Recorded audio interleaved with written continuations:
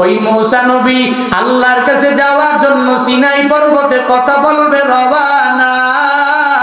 যাওয়ার পরে এক ত্রিমুখী রাস্তা চলে আসলো।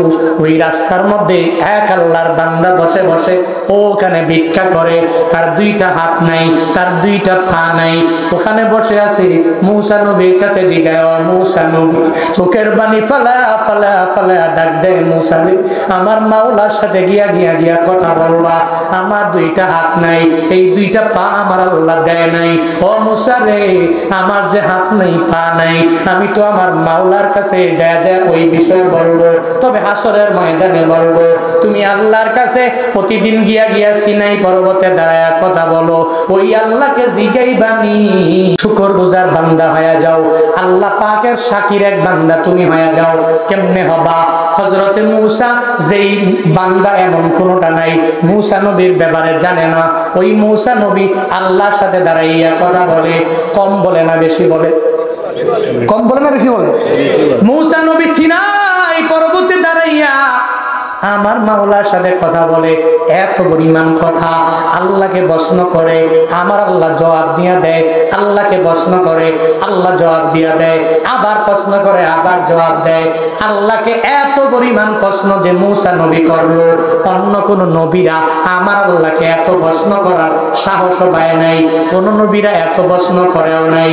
ওই মূসা নবী সিনাই পর্বতে যাওয়ার জন্য রওনা হয়ে গেলেন। প্রতিমধ্যে যাওয়ার পরে তাকায়া দেখে এক আল্লাহর বান্দা ধনী, টাকা পয়সার অভাব নাই, ধন দৌলতের কোনো অভাব নাই। ওই ধনীর সাথে মুলাকাত হয়ে গেল। ওই ধনী তাকে জানায় দেয়, হ্যাঁ মূসা, তুমি তো মালিকের সাথে কথা বলো, এত ধন দৌলত আমার আল্লাহর কাছে গিয়া তুমি জানাইবা কি কাজ করলে আমার ধন দৌলত অনেক পরিমাণ কমে যাবে, এটা আল্লাহর কাছে গিয়া জানাইবা। আল্লাহকে প্রশ্ন করার পরে উত্তরটা আমাকে জানাবা। এই কথা বলার পরে মূসা নবী চলে গেলেন। একটু দূর যাওয়ার পরে এক বৃদ্ধা গরিব মহিলা দাঁড়ায় গেল, যার টাকা নাই, পয়সা নাই, কিছুই নাই।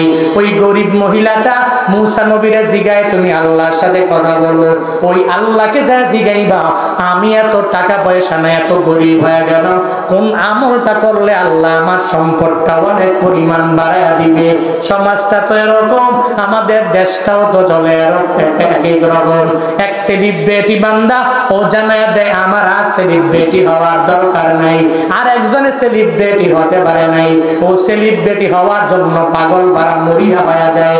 শুধু তাই না, যার ধন দৌলতের পরিমাণ অনেক বেশি হয়ে যায়, ও বলে আর টাকার দরকার নাই। আর একজন গরিব, ও বলে আমার টাকা লাগবে, টাকা লাগবে, টাকা লাগবে। একজনে পরিপূর্ণভাবে এত পরিমাণ জমি জামার মালিক, ও বলে আমার জমি জামার দরকার নাই। আর একজনে শুধুমাত্র ভিটা নিয়ে চলাফেরা করে, ও বলে আমার দরকার। একজনের বড় কণ্ঠ, ও বলে এত কণ্ঠ আমার, আল্লাহ দরকার নাই, দেওয়ার দরকার নাই। আরেকজনের কণ্ঠই নাই, ও শুধু বারবার কান্না করে, ও আল্লাহ তুমি আমারে কণ্ঠ দাও। একজনের শুধু ছেলে মেয়ে, ছেলে মেয়ে, ছেলে মেয়ে, 10-15টা সমানে হয়ে গেল। আরেকজনের একটাও নাই, ও বলে আল্লাহ আর দরকার নাই। আরেকজন বলে আমার দরকার, ও আল্লাহ একটা সন্তান দিয়া কলিজা ঠান্ডা করে দাও। আমগো দেশ, আমগো সমাজ এমনিতেই তো চলে। একজন ধনী বলে, ও মূসা তুমি আমার আল্লাহকে জিগাইবা, আমার এত ধন সম্পদ আমার, আমি কি কাজ করলে আমার কমে যাবে। গরিব মহিলা বলে, আমার ধন সম্পদ নাই, আল্লাহকে গিয়া জিগাইবা, ওই আল্লাহ পাক আমি কি কাজ করলে আমার ধন সম্পদ অনেক পরিমাণ বাড়ায়া দিবে। ওই মূসা নবী আল্লাহর কাছে যাওয়ার জন্য সিনাই পর্বতে কথা বলবে রওয়ানা। যাওয়ার পরে এক ত্রিমুখী রাস্তা চলে আসলো। ওই রাস্তার মধ্যে এক আল্লাহর বান্দা বসে বসে ওখানে ভিক্ষা করে। তার দুইটা হাত নাই, তার দুইটা পা নাই, ওখানে বসে আছে। মূসা নবীর কাছে জিগায়, ও মূসা নবী, চোখের পানি ফালা ফালা ফালা ডাক দেয়, মূসা রে, আমার মাওলার সাথে গিয়া গিয়া গিয়া কথা বলবা। আমার দুইটা হাত নাই, এই দুইটা পা আমার আল্লাহ দেয় নাই। ও মূসা রে, আমার যে হাত নাই, পা নাই, আমি তো আমার মাওলার কাছে যা যা ওই বিষয়ে বলবো, তবে হাসরের ময়দানে বলবো। তুমি আল্লাহর কাছে প্রতিদিন গিয়া গিয়া সিনাই পর্বতে দাঁড়ায়া কথা বলো, ওই আল্লাহকে জিগাইবানি, আমার আল্লাহ কেন আমারে দুইটা হাত দেয় নাই, আমার আল্লাহ কেন আমারে দুইটা পা দেয় নাই। এই সমাজে যাদের হাত নাই পা নাই ও বুঝে হাতের কি পরিমাণ দাম।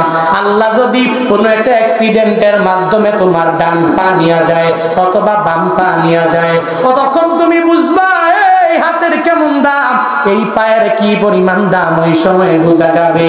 থাকতে দাম দেও না, চলে গেলে কান্না করলেও আর আসবে না, ঠিক কিনা? হঠাৎ করে অ্যাক্সিডেন্টে হাত একটা চলে গেল, হায় হায় রে ডান হাত গেছে গা, এবার এক হাত দিয়া কি করব? চলতেছি চলতেছি অ্যাক্সিডেন্টে যাওয়ার পথে ডান পা নাই অথবা বাম পা নাই। এবার বুঝবো এই পায়ের কি পরিমাণ মর্ম, এই হাতের কি পরিমাণ মর্ম, এই চোখের কি পরিমাণ মর্ম, এই কানের কি পরিমাণ মর্ম। দুনিয়ার বিভিন্ন সার্জারি করার মাধ্যমে লাগানো যায়, কিন্তু আল্লাহর পক্ষ থেকে আল্লাহ পাক বান্দাকে যেই আকৃতি দেয়, ওই আকৃতির চাইতে পৃথিবীর মানুষের বানানো কৃত্রিম আকৃতি হতে পারে, আল্লাহ চাইতে দামি হতে পারে না, হতে পারে। যাদের দুইটা হাত নাই পা নাই ও বুঝে হাতের কি পরিমাণ দাম, ও জানে পায়ের কি পরিমাণ দাম। এই জন্য তো হাত নাই পা নাই যে বান্দা ও শুধু আল্লাহর কাছে বলে, আল্লাহ তুমি আমারে কেন হাত দিলা না, আল্লাহ তুমি আমারে কেন পা দিলা না।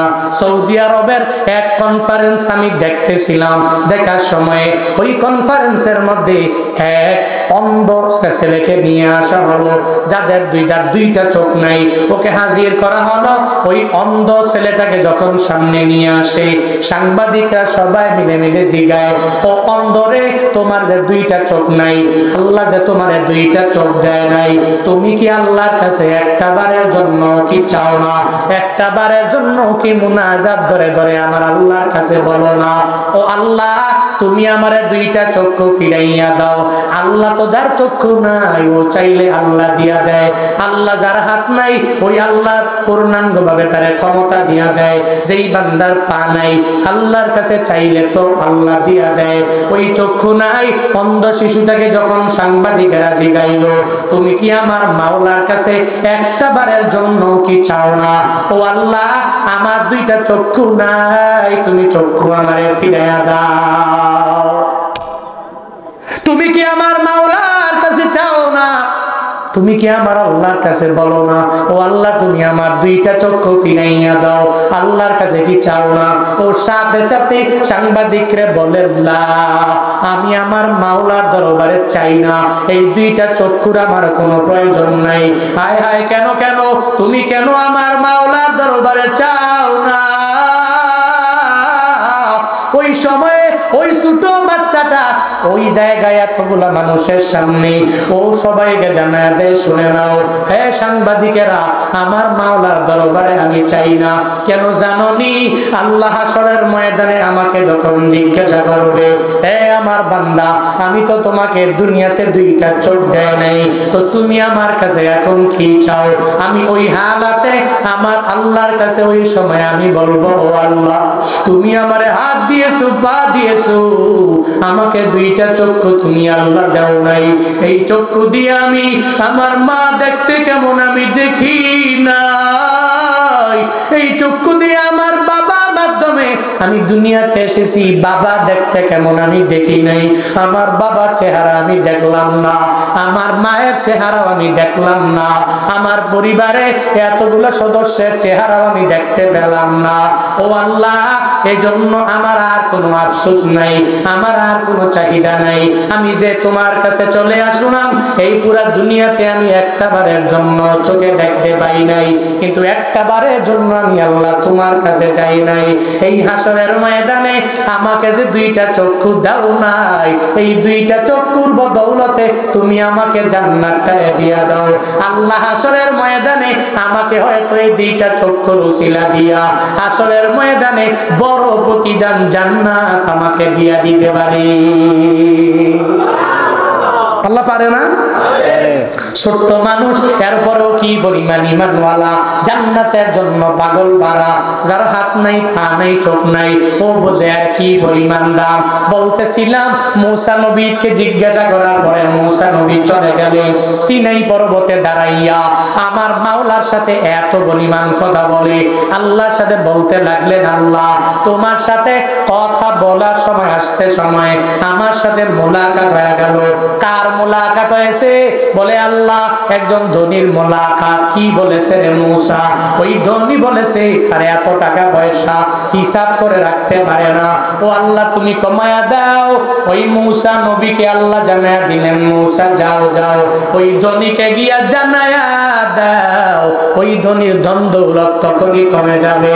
ও যদি এই নিয়ামত পাওয়ার পরে আলহামদুলিল্লাহ না বলে, এই নিয়ামত পাওয়ার পরে যদি আল্লাহর দরবারে শুকরগুজার বান্দা না হয়, ও যদি নিজের টাকা থেকে যাকাত না দেয়, ও যদি দান না করে, তাহলে অটোমেটিক্যালি তার টাকার পরিমাণ কমে যাবে, অটোমেটিক্যালি তার সম্পদের পরিমাণ কমে যাবে। দুনিয়াতে যারা টাকা পয়সা হওয়ার পরেও যাকাত দাও না, দুনিয়াতে যারা টাকা পয়সা হওয়ার পরেও দান করো না, আল্লাহ দিয়েছে মৃত্যু পর্যন্ত আল্লাহ তোমার কাছে রাখবে না। যাকাত না দিলে আল্লাহ এই টাকা পয়সা গুলো নিয়ে চলে যায় চলে যায় চলে যায়। ও মুমিন কামেল, ও সিরাজগঞ্জের মুসলমানেরা, ও আমার নবীর খাঁটি খাঁটি উম্মতেরা, টাকা পয়সা হয়েছে যাকাত দেওয়া বাদ দিবা না, যাকাত গুলো দিয়ে দাও। যাকাত দিলে ধন কমে না, ওই সম্পদের পরিমাণ বাড়ায়া দেয় একজন। চিল্লা বলো কারণা কে বাড়ায়া দেয়? সন্দেহ আছে? মূসা নবী মনে আছে কথা নাকি? মনে আছে? মনে আছে? মূসা নবী বললেন, এই ধনী তুই যাকাত দেওয়া বন্ধ করে দাও না শুকরিয়া করো, অটোমেটিক তোর ধন সম্পদ কমে যাবে। চলে গেল একটু দূরে, ওই যে ব্যক্তি বলছিল মহিলা টাকা নাই পয়সা নাই কিচ্ছু নাই, আল্লাহর কাছে বলল আল্লাহ কি করলে আমার সম্পদ বাড়ায় দেবে। মূসা নবী ডেকে বলে, ও মহিলা শুনে নাও, তোমার ধন সম্পদ নাই টাকা পয়সা নাই, আমি তোমাকে জানালাম আল্লাহ বলেছেন তুমি যদি ধন সম্পদ বাড়াইতে চাও তাহলে শুকরগুজার বান্দি তুমি হয়ে যাও। আল্লাহ পাক নিজেই তো কোরআনের বিভিন্ন জায়গায় ওয়াদাবদ্ধ হয়ে গেলেন, আমার যে বান্দারা শুকরগুজার করবে আমি আল্লাহ অটোমেটিক বান্দাকে বাড়ায়া দিব। লা ইন শাকারতুম লা আযীদান্নাকুম।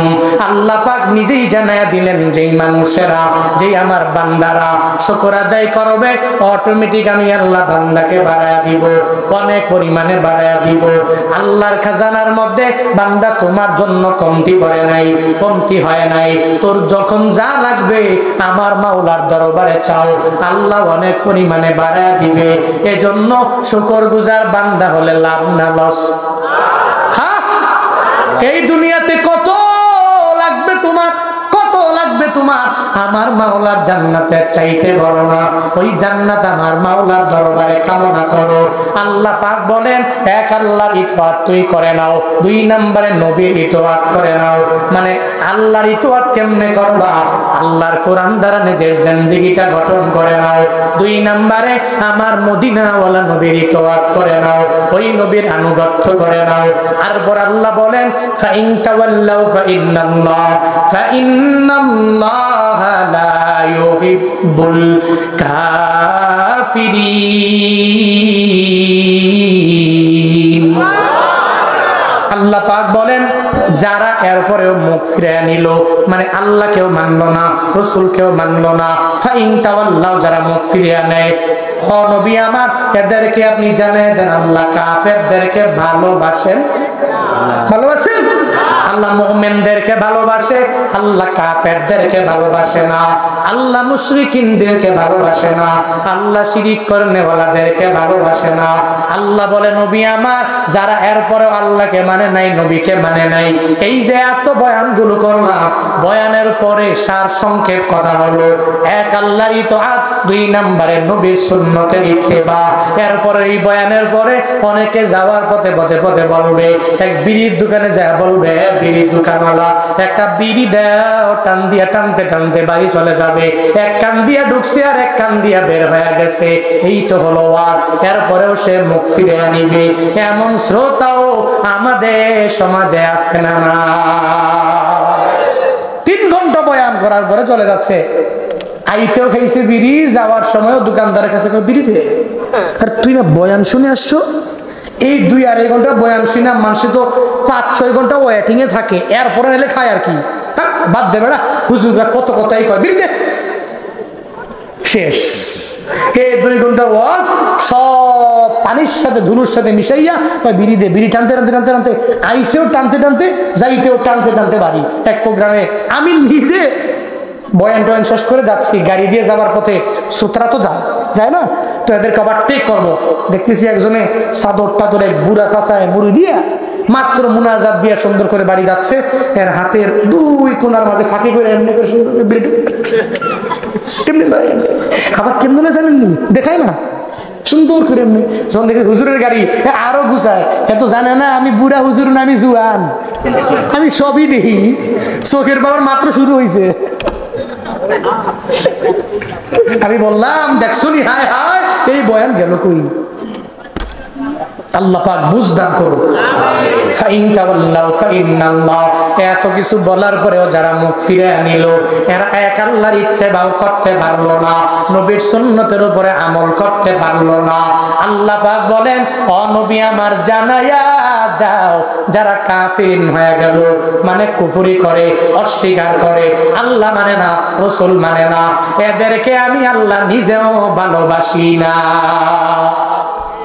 ওই আল্লাহর ভালোবাসা যদি পেতে চাও রে সিরাজগঞ্জের মানুষ, ওই আল্লাহর ভালোবাসা পাওয়ার জন্য নিজেরে একজন মুমিন বানায়া নাও, একজন ইমানদার বানায়া নাও।